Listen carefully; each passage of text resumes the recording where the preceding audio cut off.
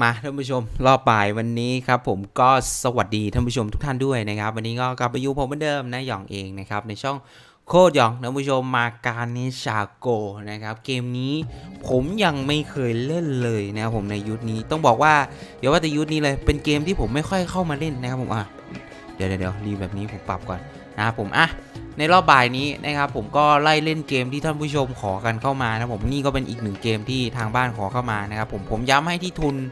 100นะครับตอนนี้ไม่รู้ว่ากี่เติมละนะผมแต่เล่นไปหลายเกมแล้วผมไม่ว่ากีเลนมาจงเว1มาจงเว2แล้วก็อีกหลายๆเกมเลยครับผมเกมละ1เติมนะครับผม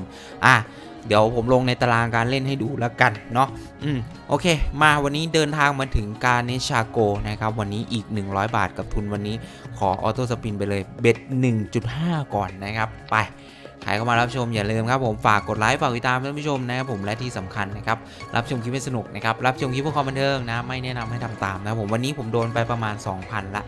นะผมลบไปประมาณ 2,000 ละเมื่อวานนี้ผมไม่ได้ลงตารางแล้วก็ไม่ได้ตอบไลน์ด้วยนะครับเพราะว่าเป็นวันอาทิตย์ผมจะไม่ตอบไลน์แล้วก็จะไม่ลงตารางการเล่นก็คือพักนั่นเองนะผมแต่จะเล่นสล็อตให้ดูเฉยๆนะโอเควันนี้โอ้โหเกมนี้ต้องบอกว่าจริงๆโอ้ยฟรีเกมปะเนี่ยเอาเลยเหรอไวมากเอาจริงคือไวมากนะครับเอาไปดิ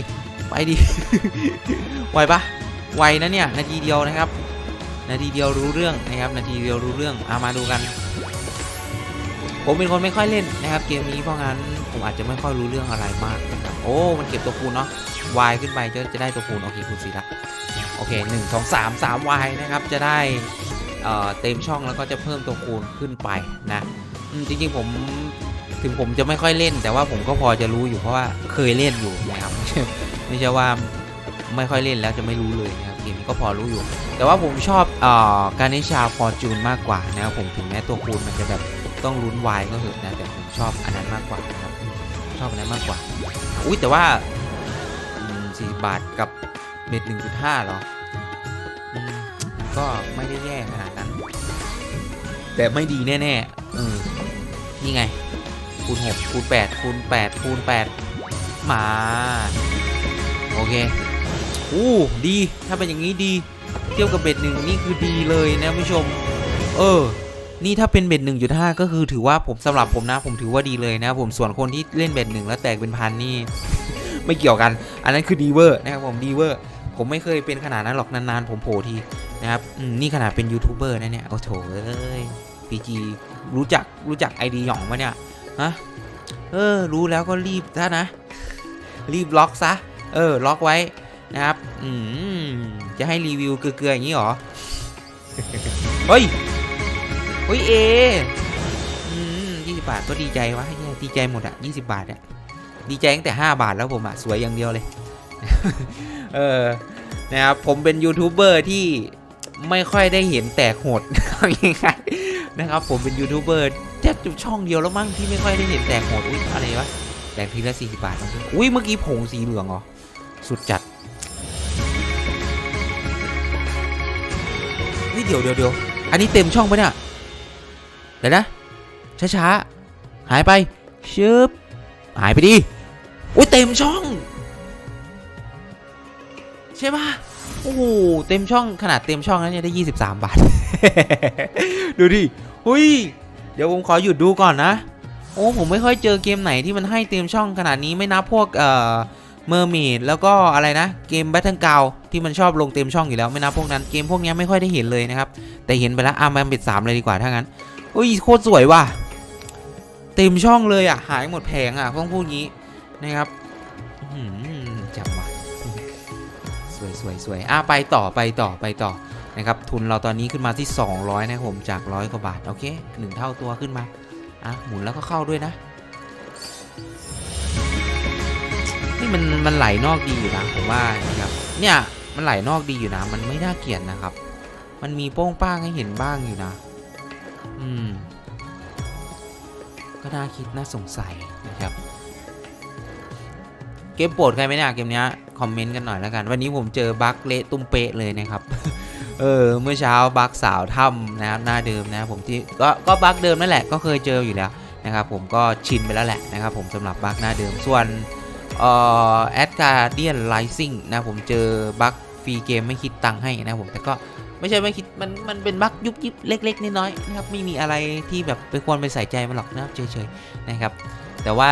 ถ้าจะให้ดีบั๊กแตกร้านอย่างเงี้ยก็ได้นะ เฮียถ้ามางั้นโอ้เลือดเถอะนะครับ เอาจริงบั๊กต่อให้ไม่บั๊กแตกร้านผมว่าไม่ต้องถอนไม่ได้หรอกจริงแม่งโอ้โหเยอะขนาดนั้นมันจะมีที่ไหนให้ถอนบ้างวะคือผมว่ามันให้ถอนได้แหละนะครับผมมันให้ถอนได้แต่ว่ามันต้องอยู่ที่บริบทนะผมถ้าผมเติมหมด600,000 700,000แล้วได้ถอน1 ล้านเนี่ยเป็นไปได้นะแต่ถ้าผมเติม100แล้วผมได้ถอน1 ล้านเนี่ยตลกละ ผมว่ามึงปิดหนีผมอะผมบอกเลยถ้าผมในขนาดนั้นนะแต่ว่ามันคงเป็นไปไม่ได้อยู่แล้วนะครับคงเป็นไปได้ยากนะครับพวกพูดนี้หรอเป็นไปได้ยากนะผมคือคงไม่ได้เห็นอะไรขนาดนั้นโอ้อื่นทุนแล้วก็กำลังจะหมดแล้วชิปหายแล้วเบ็ด3เราไหลไปเรื่อยแล้วนะครับใครขอเกมนี้มาก็รอรับชมแล้วกันนะครับโอ้ว่าสุดท้ายแล้วผมจะแตกหรือเปล่านะครับช่องของผมนี้ก็ต้องบอกว่าไม่ได้ลงเฉพาะคลิปแตกหรอกนะครับแต่ว่าถ้าคลิปเสียเนี่ยผมก็ต้องลงเป็นคลิปเสียที่มันมีอะไรให้ดูคำว่ามีอะไรให้ดูก็คืออย่างน้อยๆมีคอนเทนต์อะไรสักอย่างนะผมไม่ว่าจะเป็นบั๊กหมุนเดียวเข้าฟรีนะฟรีในฟรี3 รอบ 10 รอบ 20 รอบ 30 รอบอะไรอย่างเงี้ยนะครับเบื่อละทำไมชอบพูดอะไรเบื่อวันนี้นะครับประมาณนั้นนะผมถ้าเป็นคลิปเสียต้องมีอะไรให้ดูนะครับผมหรือว่าแตกขึ้นไปเยอะแล้วสุดท้ายเล่นไปไม่ถึงฝันโดนดูดคืนแล้วก็หมดอะไรอย่างนี้นะผมถ้าเป็นคลิปเสียในช่องผมนะครับเพราะงั้นผมกรองมากๆกรองคอนเทนต์ให้ท่านผู้ชมได้รับชมคลิปที่สนุกแน่นอนนะครับฝากกดไลค์กันด้วยนะครับฝากกดติดตามด้วยนะครับมาดูฟรีนี้อีก7 หมุนวายอีก2วายอีก2วันนี้พูดเก่งจังวะโอเคคูณ6มา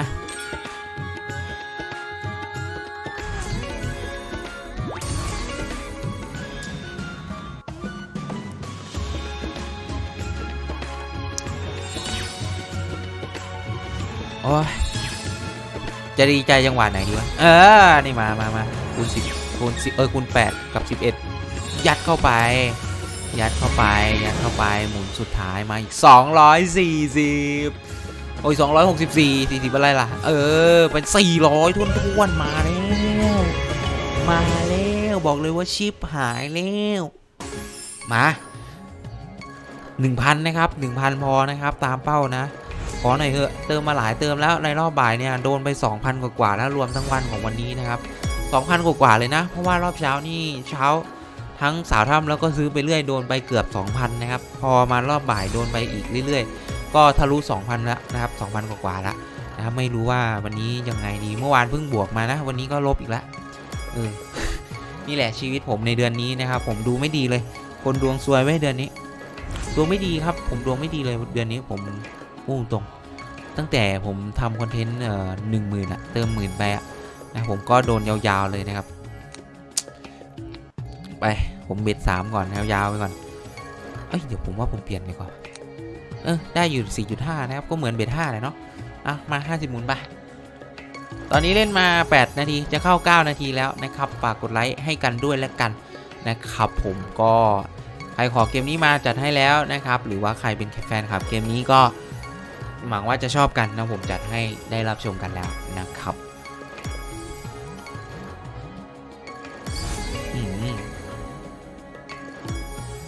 มีหลายเกมที่ผมเล่นแล้วไม่เคยแตกเลยนะครับก็จะพยายามหาให้มันดีที่สุดแล้วมาลงให้ดูแล้วกันนะครับมันเกมสล็อตเป็นเล่นยากเนาะผมจะเตือนคนที่เป็นมือใหม่แล้วกันบอกเลยว่าถ้าคิดจะเข้ามาเล่นนะครับยังไงก็เสียแน่นอนนะครับผมเชื่อปะถ้าไปถามเซียนสล็อตทุกคนน่ะใครไม่เคยเสียบ้างถามงี้ดีกว่าผมว่าทุกคนเคยเสียหมดนะครับผมแล้วก็ผมว่าถ้านับเอาเฉพาะจำนวนการเล่นแล้วเอามาลบกันว่าเคยบวกกับลบเนี่ยอันไหนเยอะกันผมว่า100 ทั้ง 100เนี่ยน่าจะคนเติมแล้วเสียมากกว่าได้อยู่แล้วนะผมน่าจะเยอะกว่าเสียน่าจะเยอะกว่านะครับผมคิดว่าอย่างนั้นนะคือมันเป็นเกมที่ทำมาเพื่อกินเราอยู่แล้วนะครับก็อยากจะให้ระมัดระวังในการเล่นนะสำหรับมือใหม่ที่คิดจะเข้ามาเล่นนะครับส่วนมือเก่าเขาเก่าเกมอยู่แล้วนะครับผมเขาน่าจะรับความเกลือได้แล้วอย่างเช่นยกตัวอย่างผมนี่แหละ ผมเกลือแล้วเกลืออีกนะผมจนผมชินไปละผ ทุกวันนี้ผมเสียผมก็แค่นึกเสียดายตังค์นิดหน่อยนิดหน่อยปะวะก็นิดหน่อยแหละที่นึกเสียดายแล้วก็ปล่อยวางไปแค่นั้นเองนะครับผมไม่อะไรกับมันมากละนะมือเก่าอ่ะเขาจะรู้กันนะอ้าวฟรีเกมไม่อย่าพูดไปเรื่อยแล้วก็มานะครับนี่คือเทคนิคของผมเองนะผมสำหรับการพูดไปเรื่อยนี่แหละผมก็พูดไปเรื่อยจริงๆแหละนะครับไร้สาระ ไม่เกี่ยวนะครับมันมาเองนะผมไม่เกี่ยวกับพูดมากพูดน้อยมันจะมาเองแหละฟรีเกมนะโอเคไหวตัวคูณไหนดิวายลงเยอะๆอุ้ยมาอีกวงวายเป็นคาราบอกคาราเบลยังไงว่ามาเอาดิวายโอ้โหก้อนโตว่ะเวนบาทเบ็ดก็เยอะแล้วนะก็แตกได้นะจริงๆนะแตกโหดได้นะสวยคุณหกมาก่อนคุณหกได้เยอะป่าวะเกมพวกนี้คูณน้อยแต่ว่ามันเข้าคูณมันเยอะนะครับมันโอ้ยไอ้เหี้ยย้อนแย้งกันซะแล้วก็คือตัวคูณน้อยแต่ว่าเวลาคูณเข้ามาแล้วเหมือนสัญลักษณ์มันจ่ายแพงมันก็เลยได้ดูได้เยอะนะครับบางเกมนี่ท่านผู้ชมอาจจะงงว่าโอ้โหเข้าเต็มแผงเลยแต่ตัวคูณเข้าไปคูณดันได้น้อยอะไรอย่างเงี้ยนะครับผมเพราะงั้นเช็คเกมดีๆแต่ละเกมตัวคูณมันสัญลักษณ์มันจ่ายไม่เท่ากันโอเคมาเท่าไหร่เนี่ย360 70 80โอเคไม่ได้เยอะเท่าไหร่ใช่ปะวะเบ็ด 4.5 โอเคกลับมาอยู่ที่500เรามีแววมีหวังไหมเนี่ยที่เราจะแตกได้ไหมเนี่ยบนอยู่400-500อีกแล้วตอนนี้ก็12 นาทีแล้วเนี่ยยังไงวะ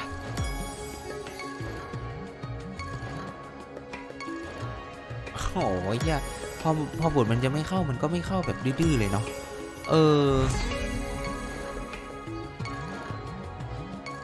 บทมันจะไม่เข้ามันก็ไม่เข้าเลยดื้อๆเลยครับเอ้าบ่นไปเรื่อยแล้วเข้าฟรีมาเด้เจอกันหน่อยพี่ชายมา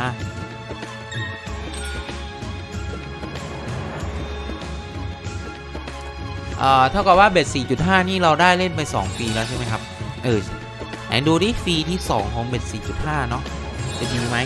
นะครับมันเป็นเกมเก่านะครับมันเลยเบ็ดแปลกๆนะบางคนเข้ามารับชมแล้วอาจจะงงนะครับมันมีจริงๆนะคนที่งงว่าทำไมมันมีเบ็ดอย่างนั้นนะครับเกมเก่าๆมันจะมีเบ็ดอะไรแบบนี้แหละอย่างพวกแบบ Double Fortune นะครับเกมอันนี้การในชาโกพวกเนี้ยนะครับมันจะมีเบ็ดแปลกๆพวกนี้นะครับเพราะงั้นก็ไม่ต้องงงหรอกนะครับไม่มีแล้วโอ้คุณหกหมุนสุดท้ายโอ้เกลือว่ะรอบนี้โอ้เกลือโอเคเท่าไหร่ไม่ถึง183ได้ฟรีย้ำมาในเบ็ด 4.5 แต่ก็เป็นฟรีเกลือนะครับเดี๋ยวไปต่อนี่แตกนอกได้20เดี๋ยวผมกระโดดเลยแล้วกันขอไปเบ็ดมันมีเบ็ดเท่าไหร่วะเดี๋ยวดูก่อนขอไปเบ็ดหนักๆหน่อยนะครับก็ถือว่าเติมนี้ผมดูว่ามันมาดีละนะครับมันมาดีระดับหนึ่งละนะเพราะงั้นได้เห็นคลิปนี้กันแน่นอนละนะครับแต่ว่าเรามารุ้นกันว่าสุดท้ายแล้วนะครับเราจะจบด้วยการบวกหรือลบนะครับเบ็ด 9เลยแล้วกันเนาะไหนๆก็เดินทางมายาวนาน14 นาทีผ่านแล้วนะครับก็วัดดวงกันหน่อยแล้วกันนะวัดดวงกันหน่อยแล้วกันเฮ้ยผมว่าเบรก9นี่แหละกำลังจะก้าวหน้าเลยนี่มันแจ่มนะเนี่ยโอ้ยมันจับนะครับโอ้ยมันจับหรือจับดีมาดิหมุนมือซะหน่อยแล้วกัน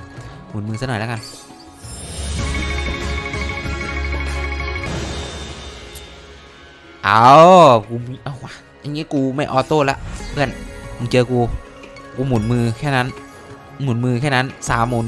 4 หมุน5 หมุน6 หมุน7 หมุนไม่เหมือนเดิมเลยอะ8 หมุน9 หมุนเฮ้ยทำไมไม่เหมือนเดิมแบบ10 11 12อะไรวะเนี่ยโอ้หมดแล้วงั้นก็ออโต้เถอะโอ้โถแตกนอกนึกว่าจะมาแบบแตกนอกรัวๆให้ได้เห็นกันไปงั้นออโต้โอ้โหแม่งดูดยาวเลยเนี่ยเกิน20 หมุนแล้วนะเนี่ยโอ้ยเกินปุยมุ้ย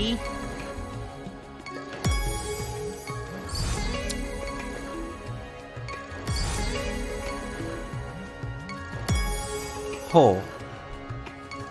บทมันจะดูดมันก็ดูดแรงเหลือเกินเอ้าฟรีเกมอีกแล้วรอบนี้เบส9ฟรีเกมเข้าบ่อยนะครับ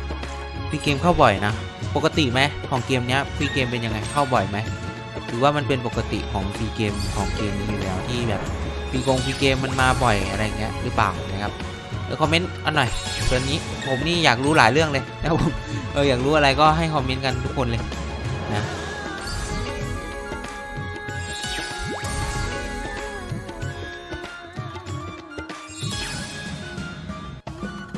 ว้าคูณ6มาแล้วเว้ยคูณ6มาแล้วเว้ยเฮ้ยแพงกว่าแพงดิเท่าไหร่วะโอ้